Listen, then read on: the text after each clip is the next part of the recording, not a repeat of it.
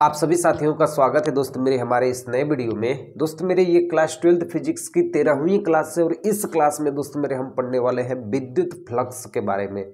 ठीक है दोस्त मेरे, ये क्लासेस एकदम डे बाय डे चलती जा रही हैं, पार्ट बाय पार्ट में बनाते जा रहा हूं और इतना बढ़िया से कंसेप्ट आपके सामने लाऊंगा दोस्त मेरे कि आपका एग्जाम हॉल में जो क्वेश्चन बनेगा और जो क्वेश्चन आप करेंगे, इन सारे क्वेश्चंस को ध्यान में रखते हुए मैं इन सारे क्वेश्चंस को लाया हूँ।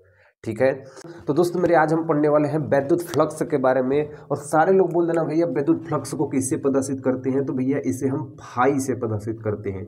इसे हम किससे प्रदर्शित करते हैं दोस्तों मेरे? फाई से प्रदर्शित करते हैं। ठीक है, जिसे हम लोग फाई से प्रदर्शित करते हैं। ठीक है, कहेंगे किसी विद्युत क्षेत्र में, क्या कहेंगे दोस्तों मेरे? किसी विद्युत क्षेत्र में, किसी विद्युत क्षेत्र में, ठीक है, किसी काल्पनिक पृष्ठ से, किसी काल्पनिक पृष्ठ से, हालांकि नोट्स में जाएंगे दोस्त मेरे तो ये सब लिखा हुआ है। ठीक है, मैं आपको इसलिए दिखा रहा हूं तो कि दोस्त मेरे आपको हमेशा के लिए याद रहे कि विद्युत फ्लक्स क्या होता है। किसी विद्युत क्षेत्र में किसी काल्पनिक पृष्ठ से गुजरने वाले सभी विद्युत बल रेखाओं को मापना है, विद्युत फ्लक्स कहलाता है। किसी विद्युत क्षेत्र में किसी काल्पनिक पृष्ठ से गुजरने वाले सभी विद्युत बल रेखाओं को मापना ही विद्युत फ्लक्स कहलाता है। पहले ध्यान से देखिए दोस्तों मेरे, किसी विद्युत क्षेत्र में काल्पनिक पृष्ठ से होकर गुजरने वाले सभी विद्युत बल रेखाओं को,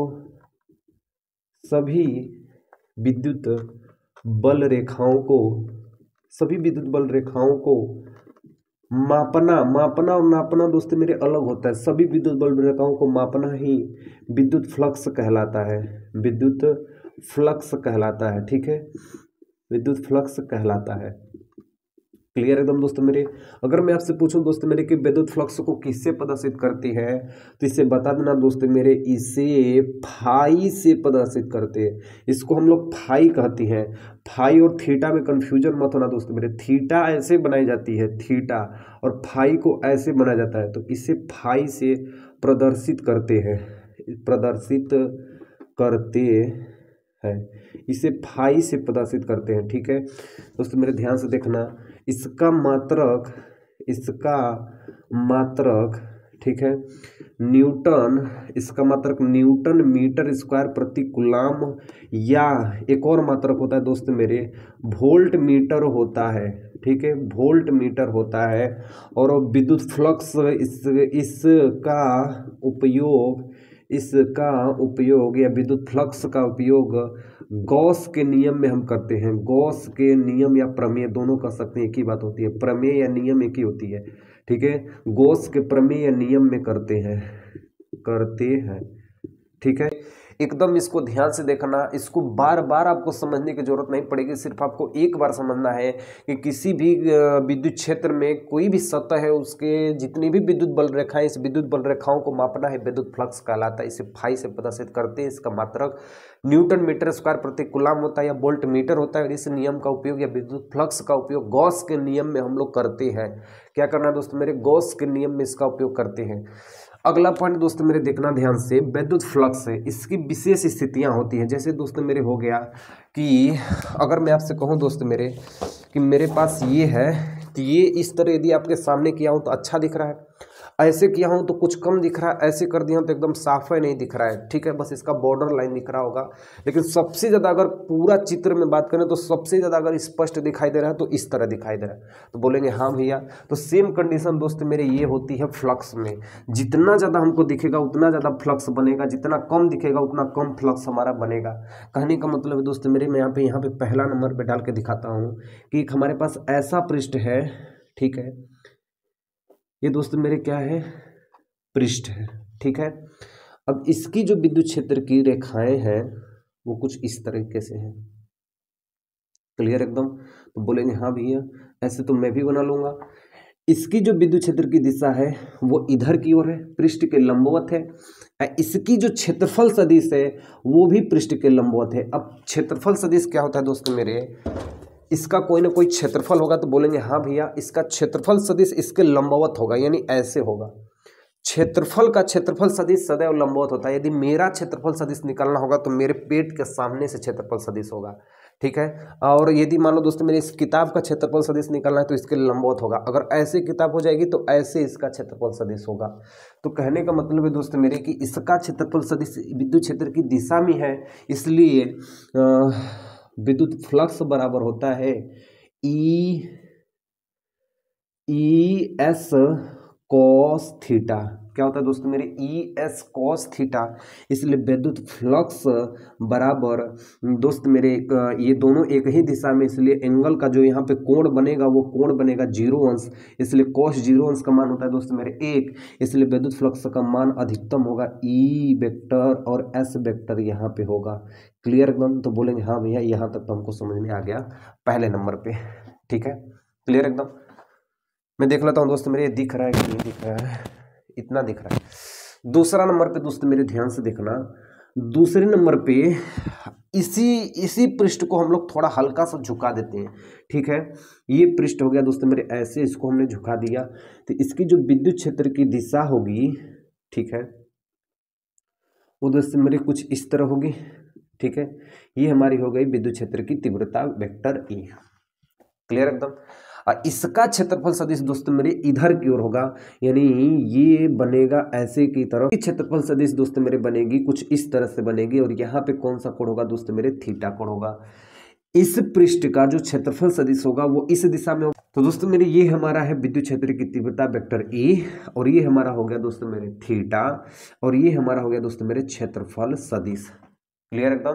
तो यहाँ पे जो दोस्तों मेरे फाई का मान होगा, यानी विद्युत फ्लक्स का मान होगा ई एस कॉस थीटा। यहाँ पे थीटा का मान कुछ भी हो सकता है, थीटा का मान 30 अंश हो सकता है, थीटा का मान 45 अंश हो सकता है, थीटा का मान 60 अंश भी हो सकता है यहाँ पर कॉस का। इसलिए भरपूर दोस्तों मेरे मान याद रखना। कॉस 30 अंश का मान आपको मान याद करवाता हूँ दोस्तों मेरे। कॉस 0 अंश का मान होता है 1, कॉस 30 अंश का मान होता है दोस्तों मेरे करड़ी में 3/2, कोस 45 अंश का मान होता है दोस्तों मेरे 1/√2, और कॉस 60 अंश का मान होता है दोस्तों मेरे 1/2। ठीक है, और कोस 90 अंश का मान होता है 0। तो ये 5 मान दोस्तों मेरे कोस का याद रखिएगा। विशेष स्थितियों में विशेष तरह से इसका प्रयोग किया जाता है। ठीक है, आपको दोस्तों मेरे मैं आपको 1 बताया हूँ, 2 बताया हूँ। ठीक है, क्लियर एकदम? फिर से एक बार इसको ध्यान से देखना दोस्तों मेरे, इसको एक बार फिर से आप देखना। विद्युत फ्लक्स किसे कहते हैं? विद्युत फ्लक्स को हम लोग फाई से प्रदर्शित करते हैं। विद्युत फ्लक्स एक सदिश राशि है, और विद्युत फ्लक्स किसी विद्युत क्षेत्र में काल्पनिक पृष्ठ से गुजरने वाले सभी विद्युत बल रेखाओं को मापना ही विद्युत फ्लक्स कहलाता है।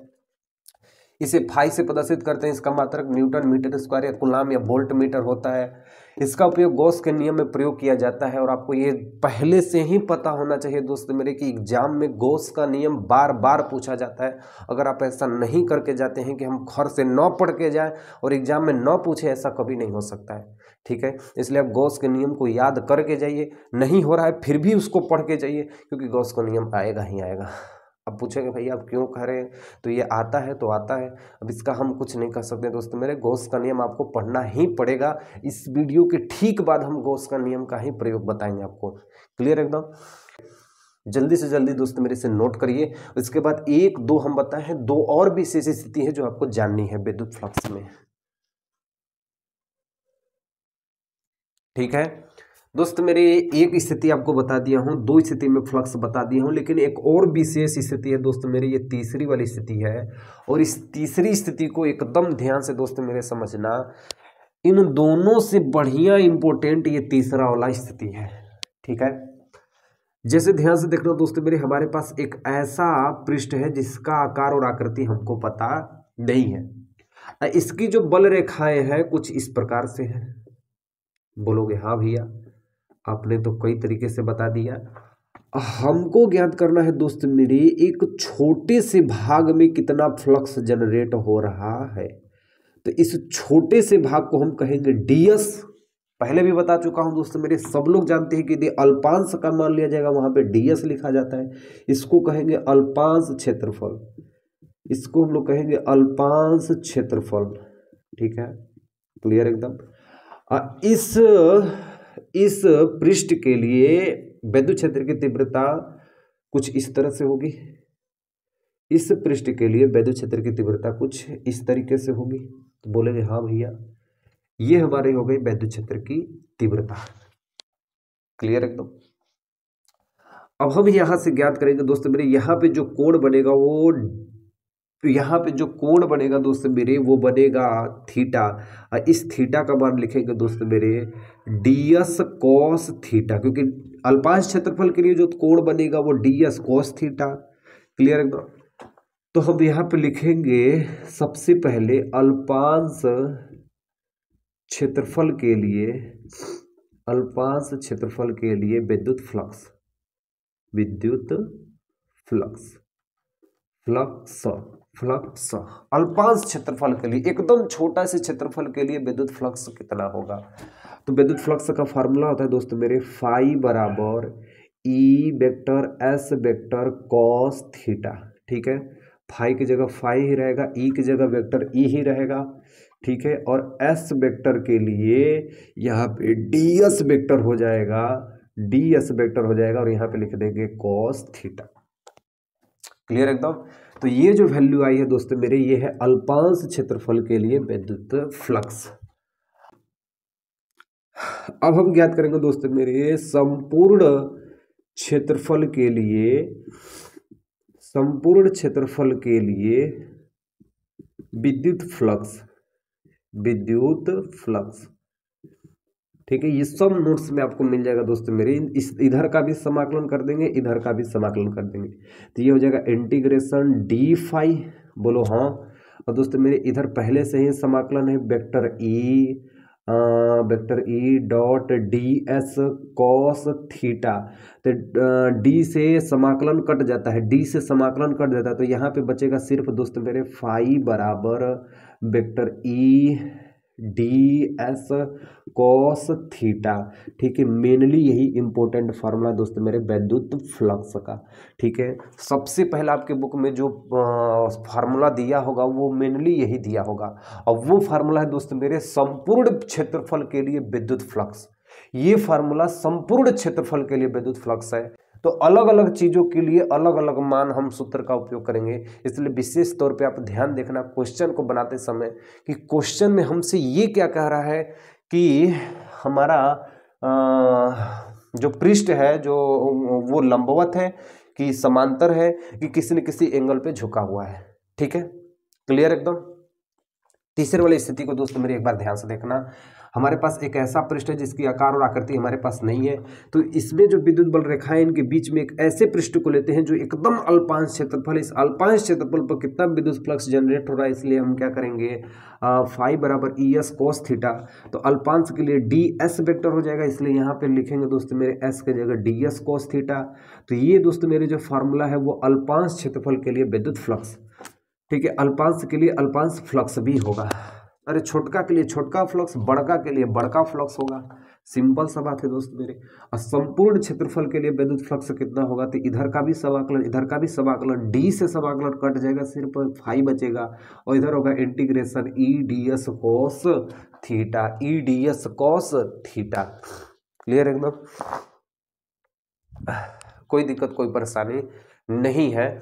अब मेनली तौर पे दोस्त मेरे जो आपको कन्फ्यूजन करेगा एकदम छोटा सा चीज़ है दोस्त मेरे, जो भी आपको कन्फ्यूजन वाला पॉइंट होगा हम सब आपको बता देंगे। ठीक है, कोई ऐसा पॉइंट नहीं होगा दोस्त मेरे जो मैं आपको छोड़ दूंगा। ये फाई को हम कहते हैं विद्युत फ्लक्स, जहाँ जहाँ हम उपयोग किए हैं फाई को हम लोग कहेंगे विद्युत फ्लक्स। ठीक है, और ये वेक्टर ई को हम कहेंगे विद्युत क्षेत्र की तीव्रता, विद्युत क्षेत्र की तीव्रता। ठीक है, और दोस्त मेरे ये एस वेक्टर जो है इसको हम लोग कहेंगे सतह का क्षेत्रफल, सतह का क्षेत्रफल। ठीक है, और दोस्त मेरे ये जो थीटा थीटा उपयोग कर रहे हैं, ये थीटा जो एंगल बन रहा है इस, ठीक है, इसके ये लंबवत है, इस पृष्ठ के ये लंबवत है, और वो जो यहाँ पे पृष्ठ बनाया था उसके ये लंबवत था, लंबवत कोण है, लंबवत कोण है। क्लियर एकदम। ये चार वैल्यू है दोस्तों मेरे विद्युत फ्लक्स में जो आपको एकदम मैनुअली हाईलाइट करके चलना है, एकदम याद करके चलना है। ठीक है, और हमको ये ध्यान देना है कि क्वेश्चन में 3 का वैल्यू दिया रहेगा, चौथा का मान निकालना होगा, या तो इसका मान दिया रहेगा, तीनों का मान, और हमको विद्युत फ्लक्स का मान निकालना होगा। थीटा का मान हमें पहले से पता होना चाहिए, cos 0 अंश का मान कितना होता है, 30 अंश का मान कितना होता है, 45 अंश का मान कितना होता है। ठीक है, तो हम विद्युत फ्लक्स का मान निकाल सकते हैं। क्लियर एकदम। नोट कर लीजिए इसको पहले। दोस्त मेरे अगला चीज आपको देखना है कि विद्युत फ्लक्स की बीमा, ठीक है, पहले मात्रक निकाला जाता है फिर बीमा, मात्रक व बीमा, ठीक है। मात्रक निकालने आ गया दोस्त मेरे, तब आपको बीमा भी निकालने आ जाएगा। कैसे, ध्यान से देखना दोस्त मेरे, हम लोग जानते हैं सूत्र से पहले निकालेंगे। सूत्र से विद्युत फ्लक्स फाई बराबर होता है E vector dot S vector dot cos theta होता है। क्लियर एकदम, ये विद्युत फ्लक्स का फॉर्मूला है। विद्युत फ्लक्स बराबर E vector S vector cos theta होता है। क्लियर,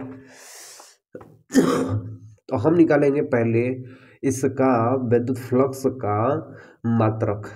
तो विद्युत फ्लक्स का मात्रक क्या होगा, विद्युत क्षेत्र की तीव्रता का मात्रक क्या होता है दोस्त मेरे, सबको पता होता है कि विद्युत क्षेत्र बराबर एकांक आवेश में लगने वाले बल को विद्युत क्षेत्र की तीव्रता कहते हैं। एकांक आवेश में लगने वाले बल को विद्युत क्षेत्र की तीव्रता कहते हैं, ठीक है।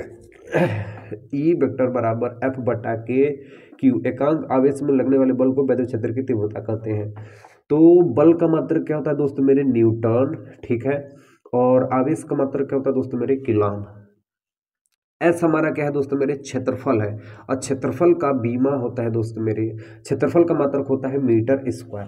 क्लियर, तो फाई का मात्रक हो जाएगा न्यूटन मीटर स्क्वायर कूलॉम। क्या कहेंगे दोस्त मेरे, न्यूटन मीटर स्क्वायर प्रति कूलॉम, या इसको इस तरह भी कहीं कहीं लिखा गया होता है, न्यूटन मीटर स्क्वायर प्रति कूलॉम, और न्यूटन मीटर स्क्वायर कूलॉम के पावर -1। कूलॉम ऊपर जाएगा तो -1 हो जाएगा।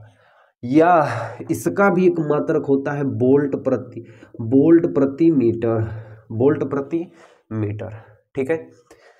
दूसरा नंबर ध्यान से देखना दोस्तों मेरे, फाई की बीमा, यानी लिख देते हैं दोस्तों मेरे विद्युत फ्लक्स की बीमा। विद्युत फ्लक्स की बीमा कैसे निकालेंगे दोस्तों मेरे, हम यहाँ से निकालेंगे, सबसे आसान हमको यहाँ पर रहेगा। किसका मात्रक न्यूटन होता है, तो बोलेंगे भैया बल का मात्रक न्यूटन होता है। सबसे आसान दोस्त मेरे है तो वो है फिजिक्स में बीमा निकालना, सबसे आसान है दोस्त मेरे। हमेशा याद रखना, मैं बार बार बताता हूँ, किलोग्राम को आप एम लिख दीजिए, और मीटर को आप एल लिख दीजिए बड़ा ब्रैकेट में, और सेकेंड को आप टी लिख दीजिए, आपकी बीमा यहीं पे तैयार हो गई, ठीक है। किलोग्राम को एम में, एम को एल में, एस को टी में। और कुछ महत्वपूर्ण बीमा आप याद कर लीजिए, जैसे दोस्त मेरे होता है वेग या चाल का होता है दोस्त मेरे LT पावर -1, ठीक है। और त्वरण का होता है दोस्त मेरे LT पावर -2, और बल का होता है दोस्त मेरे MLT पावर -2 होता है, ठीक है। और क्षेत्रफल का L स्क्वायर, आयतन का LQ, और ढेर सारे बीमा है दोस्तों मेरे से, शक्ति का हो गया। ये मेनली जो 6-7 आपको इंपॉर्टेंट है वो पहले आपको याद कर लेनी है, ठीक है। हम ज्ञात करते हैं दोस्तों मेरे न्यूटन किसका मात्रक है, बल का। तो बल का हम बीमा क्या लिखेंगे दोस्तों मेरे, MLT के पावर -2। बोलोगे हाँ भैया, एम को किस में लिख देना है दोस्तों मेरे, एल में लिख देना है, तो एम को हम एल में लिख देंगे, एल स्क्वायर हो जाएगा, ठीक है। कूलॉम किसका मात्रक है, तो बोलोगे भैया आवेश का मात्रक। आवेश का बीमा होता है आवेटी, क्यू बराबर IT से निकालेंगे दोस्तों मेरे। आवेश का हमेशा याद रखना बीमा होता है AT। अब माइनस होने तो यहाँ पे लिख देंगे -1, ठीक है। इसको हम लिखेंगे MLT के पावर -2, L के पावर 2, A के पावर -1 यहाँ हो जाएगा, T के भी पावर -1 हो जाएगा। इसलिए दोस्तों मेरे सबको एक जोड़ के हम लिख देंगे, तो M कहीं पे नहीं है तो M लिख देंगे, L यहाँ पे 1 है, यहाँ पे 2 है, तो L के पावर 3 हो जाएगा, और T के पावर -2, T के पावर -1 जुड़ जाएगा, इसलिए T के पावर -3 हो जाएगा, और A के पावर -1 पहले से ही है। ये निकल गया दोस्तों मेरे फाई की बीमा, ठीक है। फाई की बीमा क्लियर एकदम, कोई दिक्कत कोई परेशानी नहीं है, एकदम ध्यान से दोस्तों मेरे समझना। विद्युत फ्लक्स का मात्रक कहाँ से निकाले हैं, सूत्र से। सूत्र बराबर होता है ES cos थीटा। E क्या है, विद्युत क्षेत्र की तीव्रता। S क्या है, सतह का क्षेत्रफल। cos थीटा क्या है, उनके बीच में बनने वाला कोण। यदि लंबवत है तो 0 अंश, सतह के समांतर है तो 90 अंश, ठीक है। अगर कोण दिया है तो पहले से कोण का मान निकाल देंगे। फाई का मात्रक क्या होता है, विद्युत क्षेत्र की तीव्रता का मात्रक होता है न्यूटन प्रति कूलम। क्षेत्रफल, सतह का क्षेत्रफल होता है मीटर स्क्वायर, इसलिए हम इसको लिख सकते हैं न्यूटन मीटर स्क्वायर प्रति कूलम या newton metre square coulomb inverse. इसकी बीमा दोस्तों मेरे हम यहाँ से निकाले हैं। बल का मात्रक होता है mL/-2, मीटर को L में लिख दो, कूलम का मात्रक, आवेश का मात्रक होता है AT। ठीक है, ये -1 यहाँ भी आया है, यहाँ भी आया है, सबको एक साथ हम लिख दिए हैं, तो mLT mL/3 T⁻³ A⁻1, यह है विद्युत फ्लक्स का मात्रक और बीमा। मात्रक और बीमा नोट कर लीजिए दोस्तों मेरे से। दोस्तों मेरे ध्यान से देखना, यदि ये विद्युत क्षेत्र है और विद्युत क्षेत्र में कोई सतह यदि लंबवत है तो इसका कुछ न कुछ मान होगा, इसलिए विद्युत फ्लक्स का मान सदैव धनात्मक होगा। अगर यह फ्लक्स दोस्त मेरे समांतर है और विद्युत क्षेत्र की जो तीव्रता है वो सीधी सीधी निकल जाएगी, इसलिए जो विद्युत फ्लक्स का मान होगा वो 0 होगा। अगर यह सतह इस विद्युत क्षेत्र के बाहर ही हो जाए तो विद्युत फ्लक्स का मान निगेटिव आएगा, यानी माइनस हो जाएगा। इतना बातें दोस्तों मेरे याद रखना है। अब आपको दोस्तों मेरे हम बताएंगे कि विशेष स्थिति में पहला नंबर पे हम आपको बताएंगे स्थिति नंबर 1। स्थिति नंबर 1, ठीक है, यदि थीटा का मान 0 अंश हो तो जब थीटा का मान 0 अंश हो तो कॉस थीटा बराबर हो जाएगा दोस्तों मेरे 0 अंश। कॉस थीटा बराबर 0 अंश, तो नहीं दोस्तों मेरे थीटा का मान 0 अंश लिख देंगे तो कॉस 0 अंश हो जाएगा। कॉस 0 अंश का मान कितना होता है दोस्तों मेरे 1। तो यदि हम सूत्र में रखेंगे तो फाई बराबर हो जाएगा E vector S vector cos 0 अंश का, यहाँ पे हो जाएगा कॉस 0 अंश, और कॉस 0 अंश का मान कितना होता है दोस्तों मेरे 1 होता है, इसलिए वेक्टर ई वेक्टर एस 1 हो जाएगा, इसलिए फाई का मान ई और एस हो जाएगा। इसका मान एकदम महत्तम होगा विद्युत फ्लक्स का मान यदि उसके को दोनों के बीच में कोण का मान 0 अंश हो तो। दूसरे नंबर पे हमारी स्थिति होती है स्थिति नंबर 2। स्थिति नंबर 2, यदि थीटा का मान 90 अंश हो तो थीटा बराबर 90 अंश, तो कॉस 90 अंश का मान होता है, सबको पता है दोस्तों मेरे कि कॉस 90 अंश का मान कितना होता है 0 ने 0। तो हम यहाँ पे लिखेंगे दोस्तों मेरे फाई बराबर vector E dot vector S dot cos 90 अंश ने इसका मान 0, तो टोटल मान क्या हो जाएगा 0, इसलिए फाई का मान हो जाएगा 0। विद्युत फ्लक्स का मान क्या होगा 0 हो जाएगा। क्लियर एकदम? तो बोलेंगे हाँ भैया एकदम हमको यहाँ पे एकदम क्लियर हो जाएगा। तो मेरे यहाँ पे लिखेंगे जब थीटा का मान 0 अंश से बड़ा होगा और 90 अंश से छोटा होगा तो फ्लक्स का मान सदैव धनात्मक होगा, क्योंकि यहाँ पे कुछ ना कुछ मान आएगा। अगर 1 भी रखेंगे दोस्तों मेरे तो 1 में 1 का गुना करेंगे तो भी फ्लक्स का मान धनात्मक ही आएगा, ठीक है। और जब थीटा का मान धनात्मक आएगा तो कोण का भी मान दोस्तों मेरे क्या आएगा धनात्मक आएगा। और यहाँ पे दोस्तों मेरे हम कहेंगे कि जब थीटा का मान 90 अंश से बड़ा हो और 180 अंश से क्या हो दोस्तों मेरे छोटा हो, तो यहाँ पे फ्लक्स का मान 0, तो 0 का मान मतलब ऋणात्मक, यानी यहाँ पे भी थीटा का मान क्या होगा ऋणात्मक हो जाएगा। क्लियर एकदम? ठीक है एकदम। और इसके बाद जो वीडियो में लेके आऊँगा दोस्तों मेरे, उसमें मैं आपको बताऊंगा कि गॉस के नियम और गॉस के नियम का अनुप्रयोग कैसे बताया कि यह सिद्ध किया जाता है, एकदम बेसिक कॉन्सेप्ट से और एकदम आसान तरीके से, ठीक है। वो मेरा काम है दोस्तों मेरे कि मैं आपको एकदम आसानी तरीके से आपको बताऊं, लेकिन आपका काम है दोस्तों मेरे कि एकदम मन से इसको पढ़िए और खूब आप इसको सुंदर तरीके से पढ़िए, ताकि एग्जाम हॉल में आपका ये कंसेप्ट भी याद रहेगा दोस्तों मेरे, तो आप बढ़िया बढ़िया नंबर बना के आ जाएंगे। ठीक है, क्लियर एकदम। तो मिलता हूँ ऐसे ही एक नए वीडियो में, 13 के बाद 14 नंबर में वीडियो में मिलूंगा। तब तक के लिए मेरी तरफ से सेवा समाप्त। ठीक है।